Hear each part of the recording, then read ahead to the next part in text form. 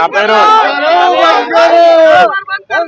బిజ్జుల Ramakrishna Reddy, Telangana state all private transport drivers and workers union general సెక్రటరీని, అలాగే రంగారెడ్డి జిల్లా ఐఎన్టీసీ అధ్యక్షుని కూడా.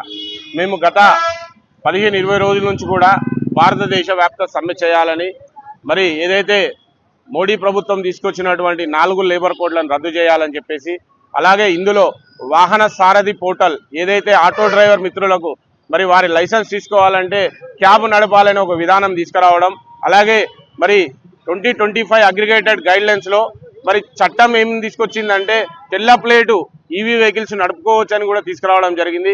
వాటన్నింటినీ రద్దు చేయాలని చెప్పేసి, అలాగే కార్మిక విధానాల్లో 2019 మోటార్ వెహికల్ యాక్ట్ ఏదైతే తీసుకొచ్చిరో దాన్ని కూడా రద్దు చేయాలని చెప్పేసి all India national trade unions కు సంబంధించినటువంటి అధ్యక్షుడైనటువంటి ఐఎన్టీయూసీ డాక్టర్ జి సంజీవరెడ్డి గారి ఆదేశాల మేరకు ఈ రోజు 12వ తారీఖు భారతదేశ సమ్మె, అలాగే మరి ఇందిరా పార్క్ వరకు ర్యాలీ పోవాలని చెప్పేసి కూడా ఒక నిర్ణయం తీసుకోవడం జరిగింది.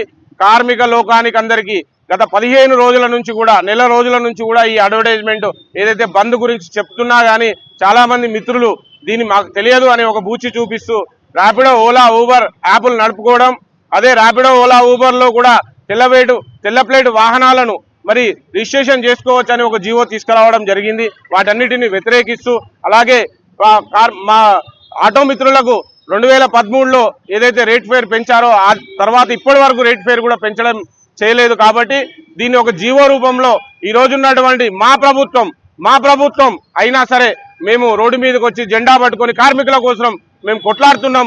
కాబట్టి వీళ్ళకు రేటు పెరగాలి, రేటు పెరిగితేనే వీళ్ళ యొక్క జీవనాభివృద్ధి పెరుగుతుందని చెప్పేసి కూడా మేము ఈ మీడియా ముఖంగా తెలియజేస్తూ, ఈ బంద్ను పాల్గొంటున్నటువంటి ప్రతి ఒక్క ఆటో మిత్రులకు, క్యాబ్ మిత్రులకు, గూడ్స్ వాళ్ళకు అందరికీ కూడా, పోర్టల్ వాళ్ళకు కూడా అందరికీ ధన్యవాదాలు తెలియజేసుకుంటూ, ముఖ్యంగా మాకు ఇక్కడ దిల్షునగర్లోని సిఎంఆర్ అడ్డాలో ఉన్నటువంటి ఆటో మిత్రులు ఈ బంద్కు సహకరిస్తుండడం చాలా శుభ సంతోషం.